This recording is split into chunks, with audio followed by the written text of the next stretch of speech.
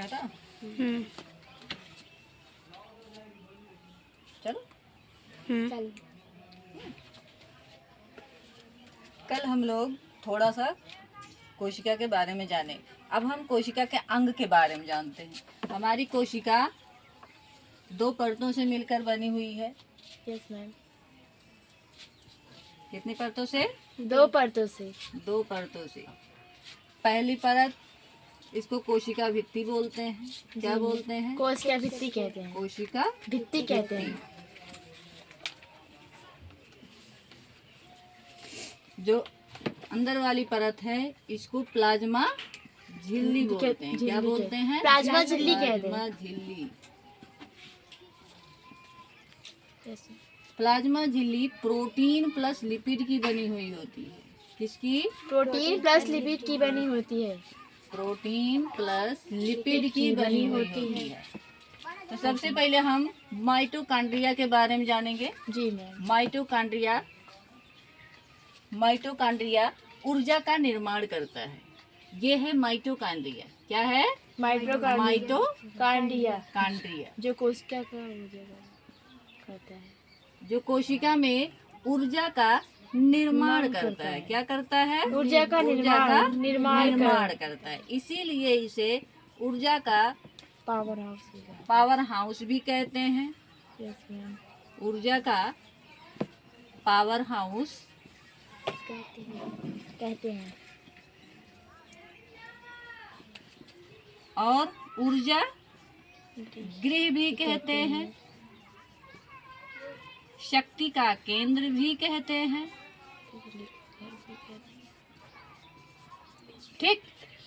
कोशिका के अंग में सबसे पहले माइटोकॉन्ड्रिया आता है, जो माइटोकॉन्ड्रिया ऊर्जा का निर्माण करता है, जिससे हमारा शरीर सुचारू रूप से चलता है। ठीक। हमें ऊर्जा की आवश्यकता होती है ना। हर एक कार्य करने के लिए ऊर्जा की आवश्यकता होती है। तो माइटोकॉन्ड्रिया ऊर्जा का निर्माण करता है, जिसे पावर हाउस भी कहा जाता है, ऊर्जा गृह भी कहा जाता है और शक्ति का केंद्र भी कहा जाता है। ठीक। अब हम लोग माइटोकॉन्ड्रिया की संरचना के बारे में पढ़ेंगे।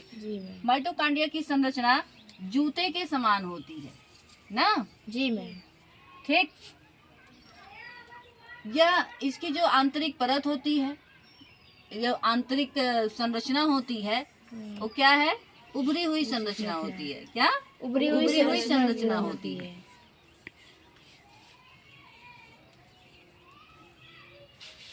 ठीक। जिसे क्या बोला जाता है?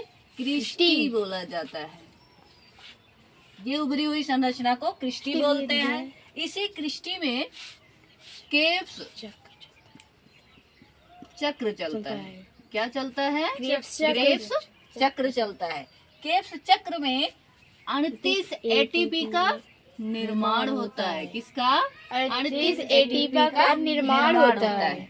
और 38 एटीपी एक ग्लूकोज का निर्माण करते हैं। यही क्या है? ऊर्जा है।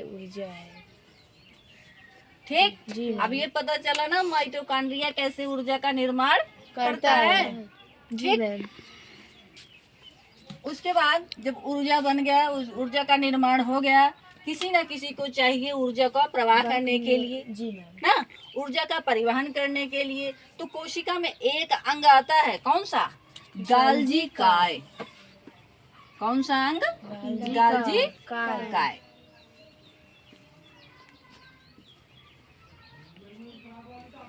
गाल्जी काय ऊर्जा का परिवहन करता है। क्या करता है? ऊर्जा का परिवहन करता है। परिवहन करता है। ठीक। गाल्जी काय ऊर्जा का परिवहन करता है, जिससे हमारे सभी अंगों तक ऊर्जा पहुंच जाती है। नहीं तो कभी कभी अगर ऊर्जा की कमी हुई तो हम पढ़ा सकेंगे? नहीं पढ़ा सकेंगे। कभी हम कोई कार्य नहीं कर सकेंगे। ठीक। तो माइटोकॉन्ड्रिया ऊर्जा का निर्माण करता है। गाल्जी काय क्या करता है? ऊर्जा का परिवहन करता है। ठीक। अब आते हैं, जैसे हम सब, हमारे शरीर को कंकाल की जरूरत होती है, वैसे कोशिका को कंकाल की जरूरत होती है। कोशिका को कंकाल की जरूरत होती है। जो कार्य कौन करता है? Endoplasmic reticulum. Endoplasmic reticulum endoplasmic plasmic reticulum endoplasmic reticulum यह कौन सा कार्य करता है? कंकाल का कार्य करता है, सहारा देता है। क्या करता है? सहारा प्रदान करता है। ठीक, सहारा देता है। लेकिन यह दो प्रकार का होता है। पहला सॉफ्ट होता है, और सॉफ्ट मतलब मुलायम, सॉफ्ट होता है। जी मैम एक खुरदुरा होता है, एक खुरदुरा होता है। ठीक,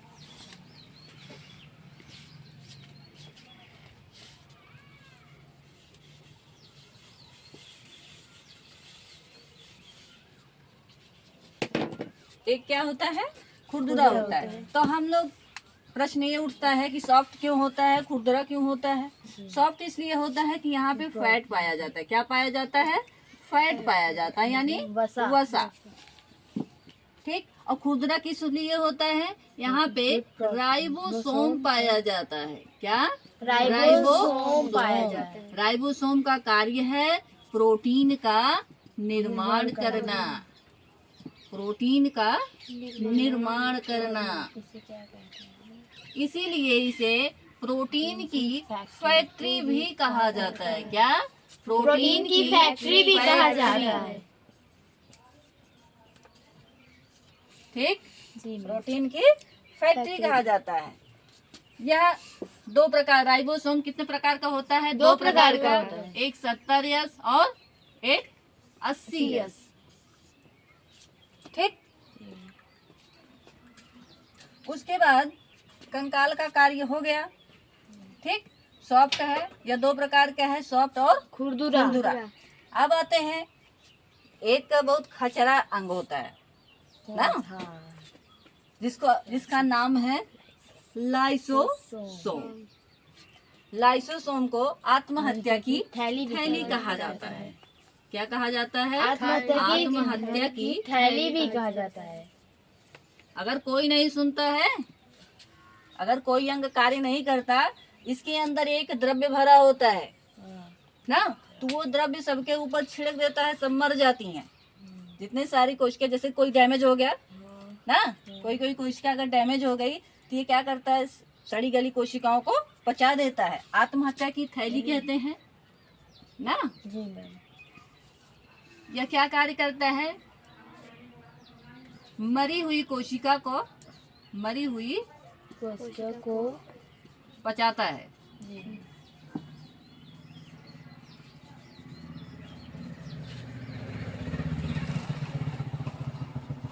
ठीक, फिर से आइए एक बार जान लेते हैं। ठीक, कोशिका, कल हम क्या बताए थे? कोशिका की खोज रॉबर्ट हुक ने किया था यस ना। मृत कोशिका की खोज और जीवित कोशिका की खोज लीवेनहॉक ने किया था। कोशिका दो परतों से मिलकर बनी है, जिसको हम पहली परत को एक कोशिका भित्ति बोलते हैं, दूसरा क्या है? प्लाज्मा झिल्ली, जो प्रोटीन और लिपिड की बनी हुई होती है। इसमें कोशिका के कई अंग होते हैं, जिनका अलग अलग अपना अपना कार्य है। जैसे घर में सभी का कार्य अलग अलग होता है, कोई कमाता है तो कोई खाना बनाता है। ठीक, तो माइटोकॉन्ड्रिया सबसे पहले आता है। माइटोकॉन्ड्रिया का कार्य है ऊर्जा का निर्माण करना। इसीलिए इसको क्या कहा जाता है? ऊर्जा गृह भी कहा जाता है, ऊर्जा का पावर हाउस भी कहा जाता है, शक्ति का केंद्र भी कहा जाता है। ठीक, बंद कर।